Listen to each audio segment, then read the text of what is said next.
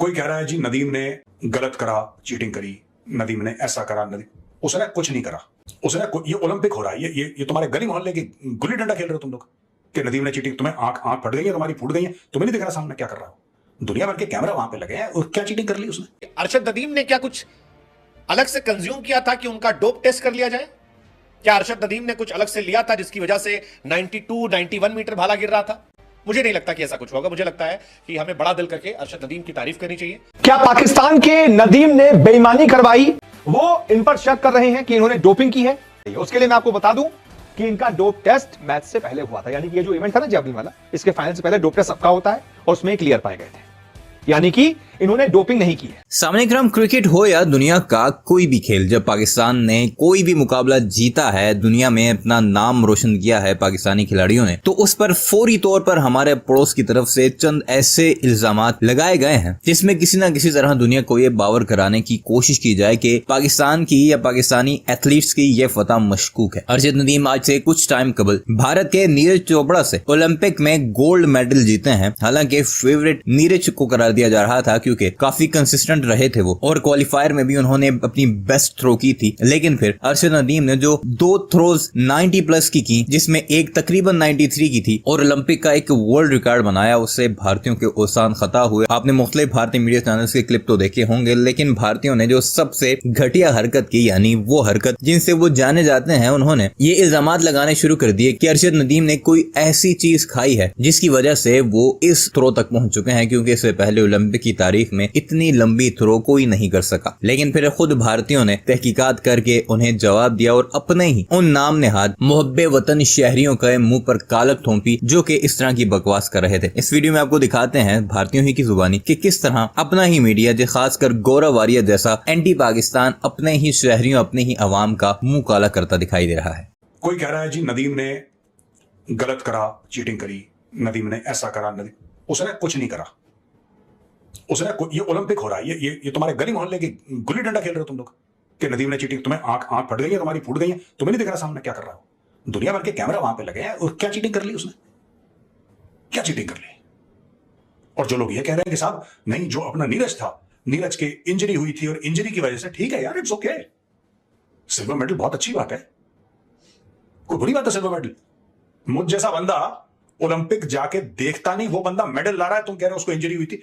Injury हुई भी होगी, मैं कह रहा हूं इंजरी हुई भी होगी, और अगर नहीं होती इंजरी तो हो सकता है वो टक्कर अच्छी वाली देता, जो भी है, राइट। पर किसी ने, देखो यार, बात यह ना,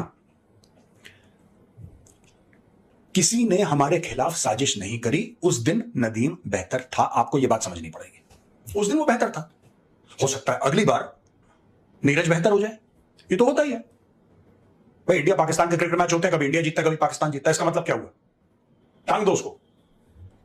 मेरा कोई नदीम में ना इंटरेस्ट है, ना मेरा कोई ओलंपिक में इंटरेस्ट है, लेकिन मैं बार बार एक ही बात कह रहा हूं कि ये जो लोग कॉन्स्पिरेसी थ्योरीज, कुछ लोग हैं इंडिया में, ज्यादातर 99% है रोके, कुछ लोग हैं जो कहते हैं नहीं ऐसा था, उसको जानबूझ के, कुछ जानबूझ के नहीं हुआ भाई, कुछ भी जानबूझ के नहीं हुआ है।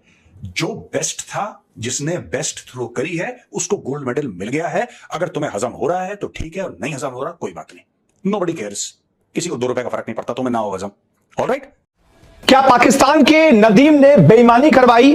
कैसे हारे हमारे हिंदुस्तानी नीरज भाई? ये सवाल इसलिए क्योंकि जिस तरीके से नदीम ने ओलंपिक्स में इतिहास रच दिया है, और एक नहीं बल्कि 2-2 90 मीटर के ऊपर के थ्रो मारे हैं और गोल्ड मेडल जीत लिया है, उसने पूरे विश्व को हैरान कर दिया है। और नीरज चोपड़ा के जितने फैंस हैं वो इन पर शक कर रहे हैं कि इन्होंने डोपिंग की है, इन्होंने बेईमानी की है और बेईमानी से नीरज चोपड़ा को हराया है। इनके फिर से डोप टेस्ट की मांग की जा रही है। उसके लिए मैं आपको बता दूं कि इनका डोप टेस्ट मैच से पहले हुआ था। यानी कि ये जो इवेंट था ना जैवलिन वाला, इसके फाइनल से पहले डोप टेस्ट सबका होता है और उसमें क्लियर पाए गए थे, यानी कि इन्होंने डोपिंग नहीं की है, कोई ऐसी दवाई नहीं खाई है जिससे ताकत बढ़ जाए और वो गलत तरीके से, लीगल तरीके से इन्होंने जैवलिन थ्रो फेंक दिया हो और मेडल हासिल कर लिया हो, ऐसा नहीं है।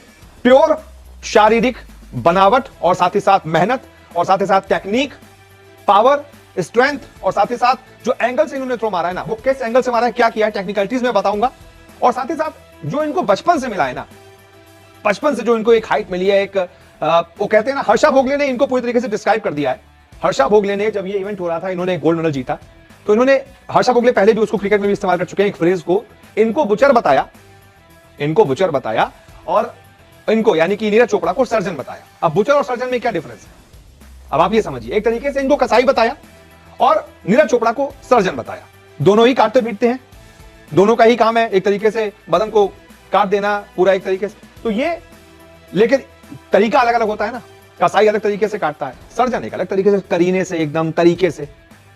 तो ये डिफरेंस है इनमें और नीरज चोपड़ा में। अब मैं आपको बताता हूं कि चीजें कैसे बदलती हैं। देखिए, ये पुरुष जेवलिन में पाकिस्तान के नदीम ने ओलंपिक में एक नया रिकॉर्ड बनाया। सबसे पहले तो ये जान लीजिए, टोक्यो ओलंपिक में नदीम 5वें स्थान पर रहे थे, ठीक है। तब नदीम ने 84.62 मीटर का थ्रो फेंका था। और इसी वजह से एक आवाज आई कि अरशद नदीम ने क्या कुछ अलग से कंज्यूम किया था कि उनका डोप टेस्ट कर लिया जाए। क्या अरशद नदीम ने कुछ अलग से लिया था जिसकी वजह से 92, 91 मीटर भाला गिर रहा था। और यह सवाल उठा, क्या क्या अरशद नदीम का डोप टेस्ट होगा। मतलब पहली नजर में यह सवाल थोड़ा सा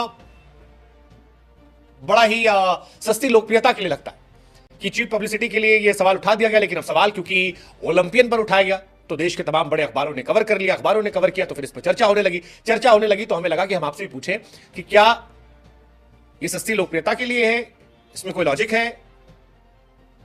मतलब क्या कहा जाए। इंडिया में यूट्यूबर है मनीष कश्यप, जिन्होंने ओलंपिक संघ से पाकिस्तान के जेवलिन थ्रो खिलाड़ी अरशद नदीम का डोप टेस्ट करवाने की मांग की। बीजेपी नेता है, इस मांग के पीछे उन्होंने वजह बताई। उनकी तरफ से लॉजिक दिया गया कि भैया अरशद नदीम का भाला जो था वो ज्यादा दूर गिर रहा था, इतना दूर भाला कैसे गिर सकता है, ये तो समझ से परे है। और अगर इतना दूर गिर रहा है तो फिर क्यों ना एक बार डोप टेस्ट कर लिया जाए ताकि सबको श्योरिटी हो जाए कि ऐसी कोई कहानी नहीं है। अब हालांकि ये सब इंडिया पाकिस्तान में चलता रहता है जब कोई एक्स्ट्राऑर्डिनरी परफॉर्म करता है। आप याद कीजिए पाकिस्तान वर्ल्ड कप में भी हुआ था। वर्ल्ड कप में पाकिस्तान ने कह दिया था कि इंडिया वाले चिप लगवा रहे हैं, गेंद साथ छिड़खानी कर रहे हैं। ये सारी चीजें क्रिकेट में भी हुई है, तो इसमें भी होनी थी। इस बार इंडिया की तरफ से पाकिस्तान जीता था। पाकिस्तान के जेवलिन थ्रो खिलाड़ी अरशद नदीम का डोप टेस्ट करने की मांग की, क्योंकि कहा कि जब वो मैदान में घुसे तो कुछ खाया था, अब जो पदार्थ उसकी जांच हो, पता लगे। हालांकि अरशद नदीम इससे पहले भी 90 मीटर फेंक चुके हैं और जो भी जेवलिन थ्रो देखते हैं, जानते हैं, वो ये भी जानते हैं कि नीरज चोपड़ा जो कि टोक्यो ओलंपिक में गोल्ड मेडलिस्ट थे, वो 90 पार नहीं कर पाए।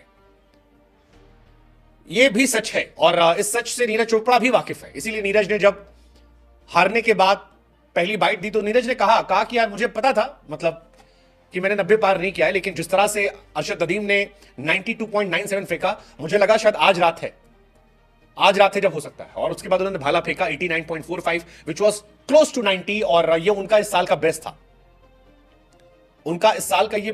इसी वजह से सिल्वर मेडल आया। बट अरशद नदीम अलग जोन में थे, 92.97 फिर 91.79। उन्होंने इतिहास पे इतिहास रच दिया। मतलब first Olympic champion in athletics for Pakistan.